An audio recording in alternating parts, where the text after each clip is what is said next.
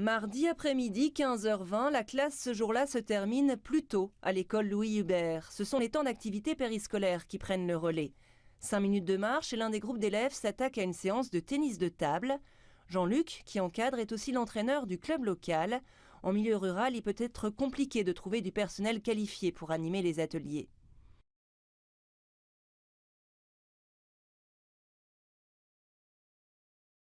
Trouver du personnel, gérer l'enveloppe financière de ces temps d'activité périscolaire, c'est justement toute la complexité de la réforme. Dans le bureau du maire, la coordinatrice prépare la rentrée prochaine. À Guémené-sur-Scorff, 110 élèves de l'école publique participent aux ateliers. 9% du budget municipal est désormais consacré à ce poste, soit 30 000 €. 30 000 € sur une commune comme la nôtre, c'est énorme, quoi. Derrière, c'est à peu près le budget qu'on a pour le fonctionnement des services techniques, par exemple, à l'année, quoi. Donc c'est pour donner une idée. Donc c'est quelque chose d'assez énorme. Je continue à penser que les petites communes ont plus de difficultés que les grosses communes, parce que la proportion en termes de budget, c'est beaucoup plus important pour les petites communes que pour les grosses. Donc je pense que de ce point de vue-là, effectivement, et l'aide est la même, hein, que vous soyez en milieu urbain ou en milieu rural, on a la même aide.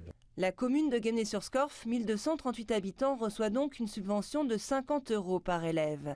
Le même montant que celui qui est versé à Rennes, Brest ou n'importe quelle commune de France. Autre difficulté ici liée à la géographie du centre-Bretagne, les enfants qui fréquentent l'école publique viennent de 12 communes différentes. Seules 3 de ces communes participent au financement. Dans la cour de l'école, Jonathan propose une initiation à la culture bretonne.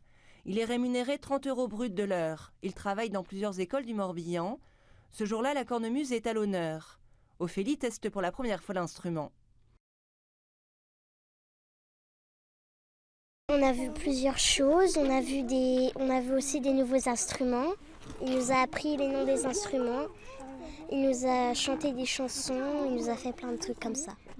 À Guémené, 2 années après le lancement de la réforme, les ateliers tournent, mais cela implique un effort important de la municipalité. Mais pour les communes rurales, il y a un enjeu vital à faire vivre leur école.